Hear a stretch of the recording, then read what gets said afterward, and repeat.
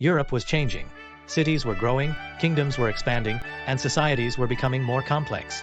But our story takes us to France. The 18th century, a time of splendor and stark contrasts. Far from the grandeur of Versailles, in a quiet village called Champagny, lived a humble farming family whose lives were about to change forever. On November 11, 1741, a boy was born, small in form but bound for a life larger than anyone expected, Nicolas Ferry. His life wouldn't be easy, unless a stroke of luck turned things and something extraordinary came his way. When he was born, he measured about 6 to 8 inches, roughly the size of a modern-day premature baby. His size and weight were comparable of a pickle, or a small squirrel, or even the size of the phone you're holding while watching this video. As Nicolas grew, his life was completely different, especially when compared to his siblings, who were of average height.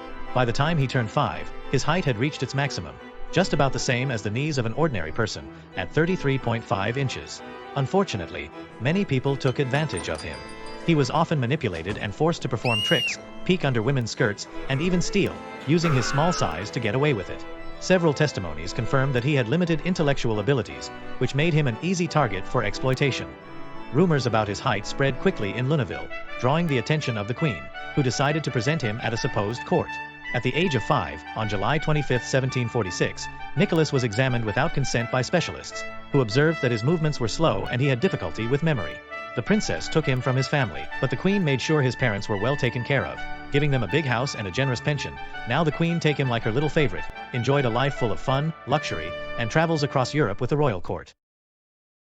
Even though he had some royal privileges, he basically became the Queen's pet, Elizabeth Charlotte d'Orleans, who gave him a degrading nickname, Bébé, that means baby in English, a word that, for the first time, became popular throughout France.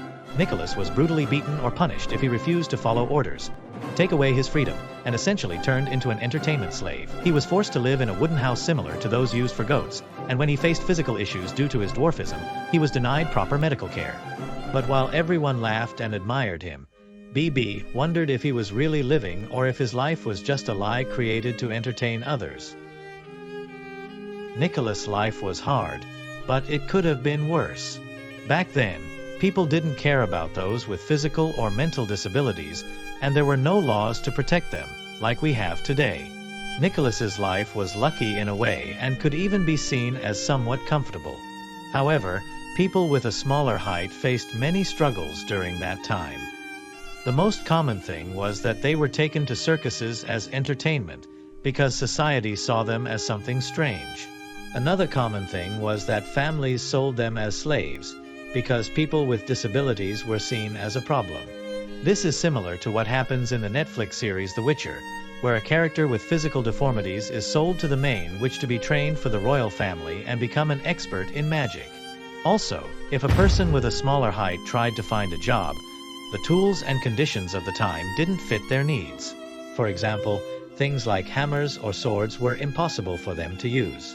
Traveling by carriage or horseback was also difficult, because the seats weren't made for their size.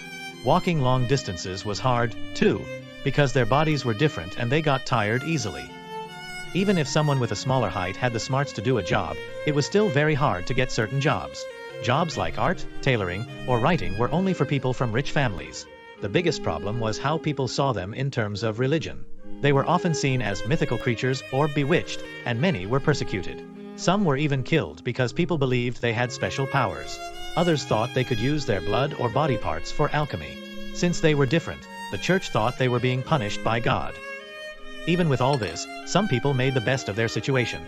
Some used their disability to their advantage because they were seen as harmless or part of the working class. They were sometimes used to gather secret information or as distractions in war.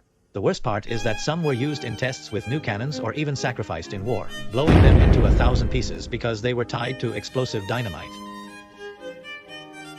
To live with this way of life, many people changed their homes to make things fit better, like adjusting doors, chairs, or even cutlery.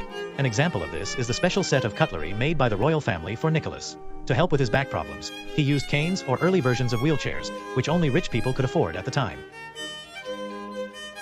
Now it was difficult for Nicolas to live in poverty and obscurity, far from the luxury of the court that once put him on display like a spectacle. Years of mistreatment and harsh conditions took their toll, and in the end, his body just couldn't take it anymore. With no wealth and no family to care for him, his final moments were as cruel as the life he was forced to live. Now, you might be wondering, Was this just a made-up story for entertainment? Well, here's the twist. Because even though I told it like a legend, Nicholas was real. His life wasn't fiction. It was the reality of someone who, despite his struggles, left a mark on history, though not in the way we'd like to remember. His story is a reminder that life is often more complicated than we're told. Society has changed, and new ideas have emerged. But if Nicholas were alive today, do you think the world would finally make him feel like his life truly mattered? Rest in peace, Nicolas Ferry, the unforgettable soul of France.